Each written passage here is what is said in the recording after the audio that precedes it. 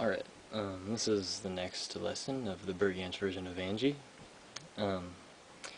This video is replacing an older video that I put up of this phrase because I had an error in that phrase I taught wrong, and now I want to teach it all over again. So let me take this chance to remind you that I'm only human and I might not teach it perfect. So if you think I might have done something wrong in any of these video lessons, right, just send me a message and I'll look into it. Anyways, this phrase I'm going to teach you follows up the phrase in the last video, naturally. And it goes like this.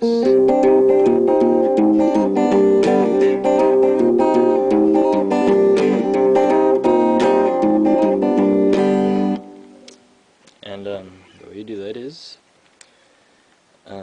you use your index finger to hit the open third string, then use your middle finger and your ring finger to hammer on the second frets of the fourth and the third string, and use your thumb to hit the open fifth string at the same time, see? Then use your index finger and your middle finger to pluck the second and the third strings at the same time, and then you use your index finger to hammer onto the first fret of the second string, see? And as you hammer on, you use your thumb to hit the open fifth string again. See, so you're hitting this string with your thumb every time you're hammering on. Then you lift up your index finger, and you use these two fingers to pluck these two strings again. So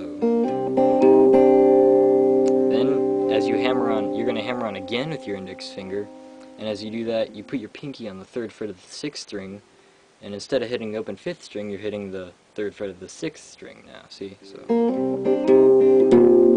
see, as you're hammering on. See?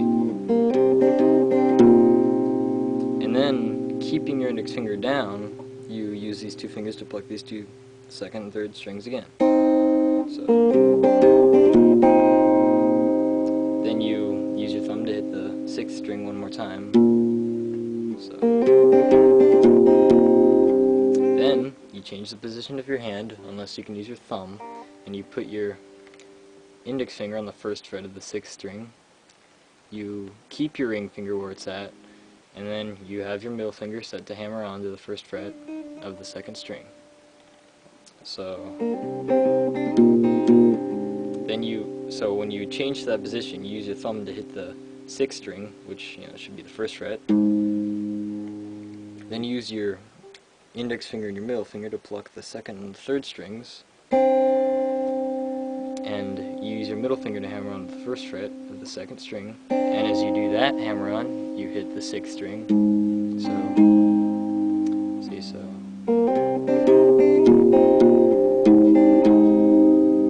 Then lifting up your index finger and sliding your entire hand down, actually lifting up every finger except for your ring finger, you'll slide your ring finger down to the first fret of the third string and use these two fingers to pluck the same two strings again. See, so.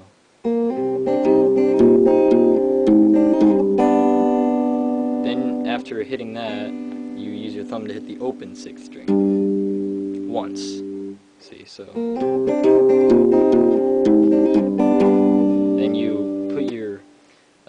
Middle finger on the second fret of the fifth string, ring finger on the second fret of the fourth string, and your index finger on the first fret of the third string, and you strum,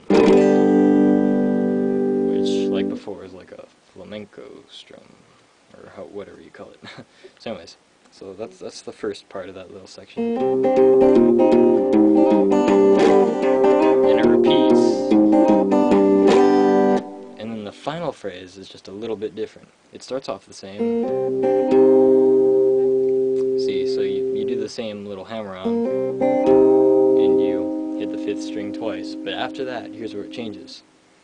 You put your pinky on the third fret of the sixth string, just like before, only now you keep your index finger down. You don't pull it back up again after having hammered down, and you use your index finger, middle finger, middle finger and thumb to pluck the second, third, and sixth strings at the same time.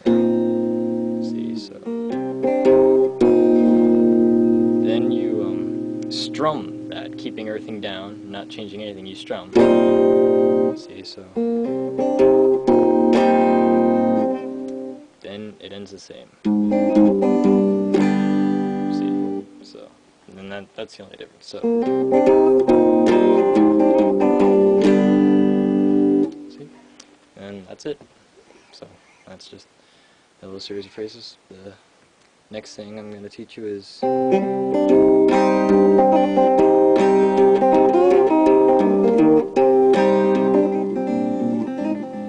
So anyways, hope you learned something. Bye.